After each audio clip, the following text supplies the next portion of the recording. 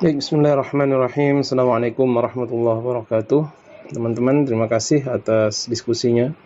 Selamat kepada pemateri dan juga terima kasih kepada teman-teman yang sudah ikut nimbrung ya, berdiskusi tadi.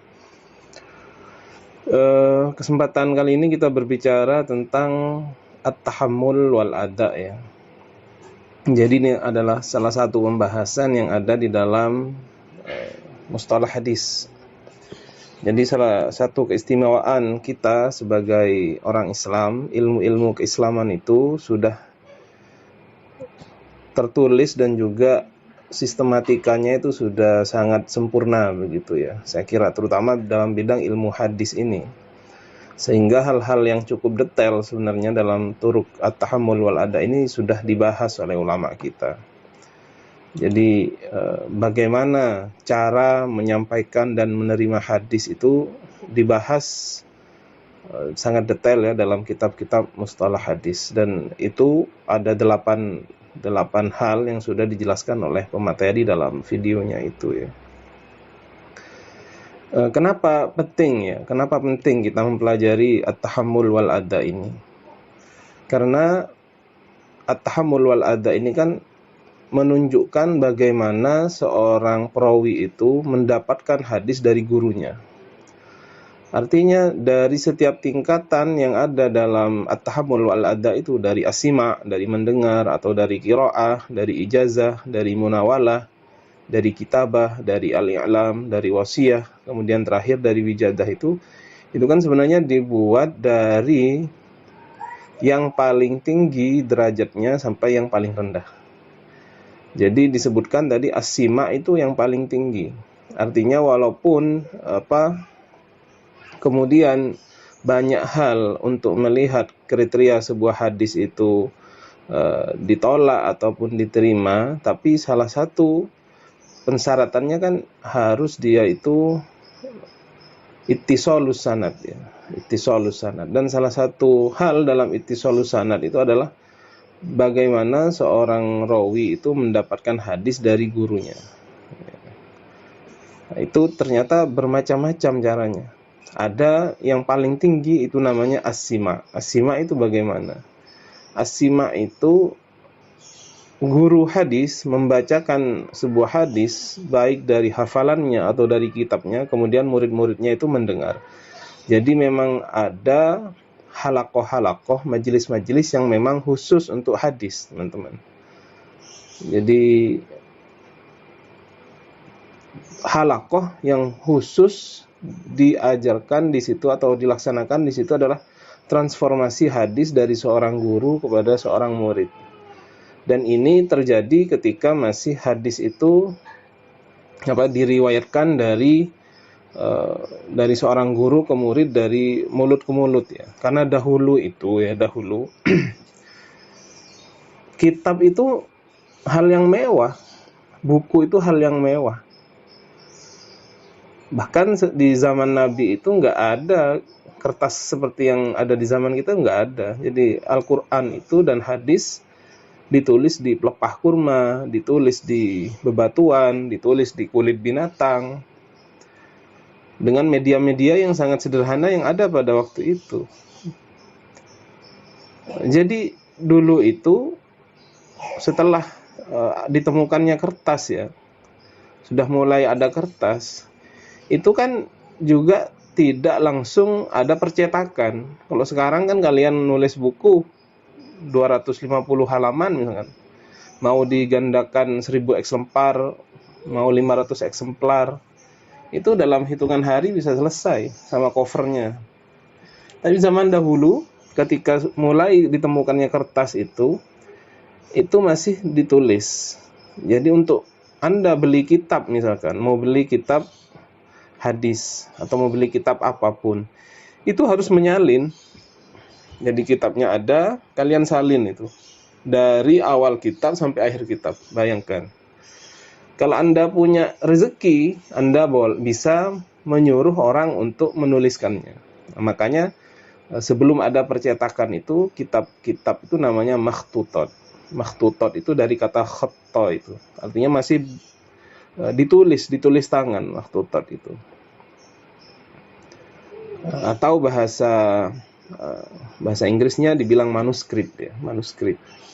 Jadi buku yang masih ditulis tangan.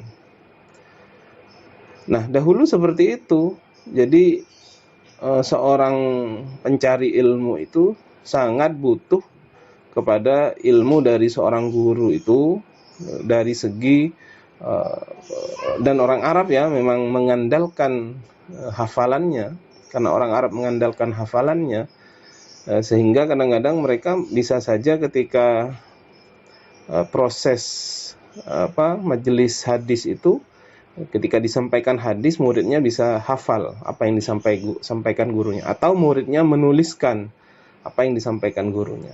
Jadi seperti itu. Nah, makanya metode as-sima ini metode yang paling tinggi ya.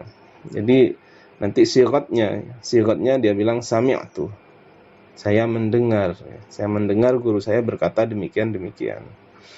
Kemudian yang kedua adalah al-qiraah. Nah, kalau al-qiraah ini adalah membaca kitab yang ditulis oleh syekh tersebut, kemudian syekhnya tersebut mendengarkan. Jadi kalau misalkan Anda baca Sahih Bukhari di depan guru Anda mendengarkan sampai selesai, itu juga bisa dianggap thariqah at-tahammul wal ada. Jadi tahammul itu artinya menerima, adanya itu menyampaikan, walaupun Anda yang membacakan begitu ya. Itu juga masih masuk ke tingkatan kedua. Nah, dahulu dalam tahammul wal ada ini sigot-sigot yang digunakan itu bebas ya. Jadi kalau Anda mendengar dari guru Anda bisa bilang sami'tu, Anda bisa bilang haddatsani, Anda bisa bilang akhbarani, Anda bisa bilang amba'ani, Anda bisa au qalali au dzakarali. Boleh pilih ini. Yang intinya semuanya Anda mendengar dari guru Anda. Namun ketika sudah ilmu hadis ini kemudian sudah matang begitu ya, dan pembagian at-tahammul wal ada dibagi menjadi 8 ini, kemudian lafaz-lafaz ini kemudian nanti dikhususkan kepada thariqah yang sudah tertentu. Misalkan kalau Anda mendapatkan hadis dari guru Anda dengan mendengar, maka nanti Anda bilang sami'tu atau Anda bilang haddatsani. Hadsami itu atau haddatsani. Kalau misalkan Anda membaca sebuah kitab hadis di depan guru Anda nanti bilang akhbarani ya. Jadi tingkatan tertinggi nanti sami'tu atau haddatsani, kemudian akhbarani, itu berarti Anda membaca. Kalau guru tersebut mengijazahkan hadis tersebut kepada Anda menggunakan amba'ani, lafadznya amba'ani syaikhi begitu. Kemudian kalau misalkan Anda mendapatkan hadis tersebut bukan dalam majelis hadis, tetapi hanya dalam majelis ilmu, Anda bisa menggunakan lafadz qala li atau dzakarali. Ini sudah ada tingkatan-tingkatan seperti itu, walaupun pada awalnya semua lafadz ini baik sami'tu, akhbarani, amba'ani atau qala li ini boleh Anda gunakan ketika Anda mendapatkan hadis dari as-sima ya, Anda mendengar dari guru Anda. Nah, itu yang kedua ya, al-qiraah. Kemudian yang ketiga adalah al-ijazah. Jadi ijazah ini saya ijazahkan kitab ini kepada kamu, begitu ya. Kira-kira lafadznya. Ajaztuka hadzal kitab misalkan. Nah, itu Anda bilang qabilnal ijazah. Nah, itu boleh juga sebagai bentuk riwayatan hadis. Karena memang jelas ijazah itu boleh ya. Jadi seorang guru mengijazahkan sebuah hadis-hadis yang dia riwayatkan kepada muridnya, itu boleh. Kemudian yang berikutnya al-munawalah. Munawalah ini diberikan ya. Ini adalah hasil hadis-hadis yang aku pelajari atau hadis-hadis yang aku riwayatkan, diberikan kepada muridnya.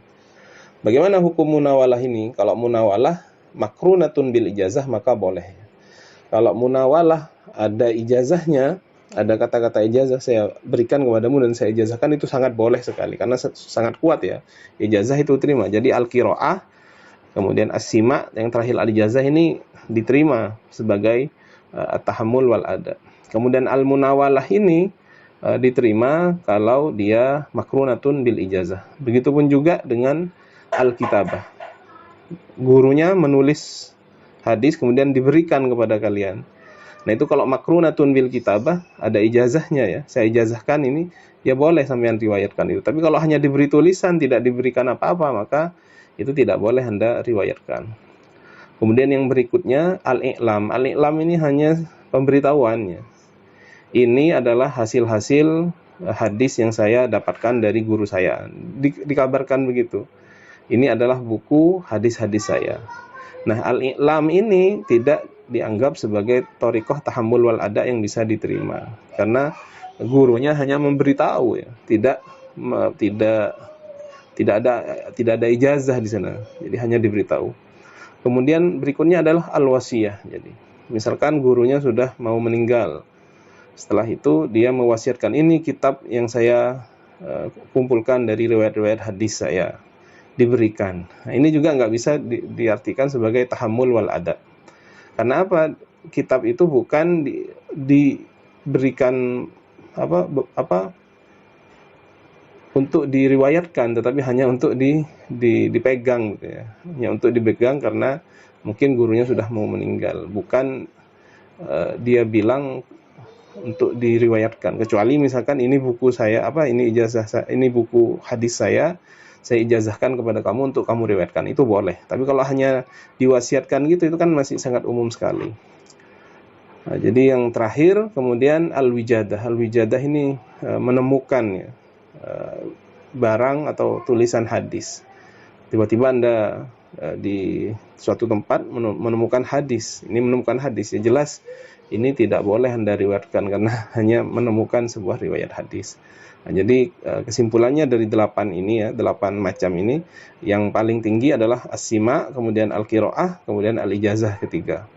Kemudian bagian berikutnya al-munawalah, al-kitabah, sama al-i'lam ya. Al-i'lam ini boleh kalau makrunatun bil ijazah. Kemudian yang wasiyah sama al-wijadah ini tentunya tidak boleh, tidak dianggap sebagai tahammul wal ada. Jadi begitu. Kemudian pertanyaan dari teman-teman tadi,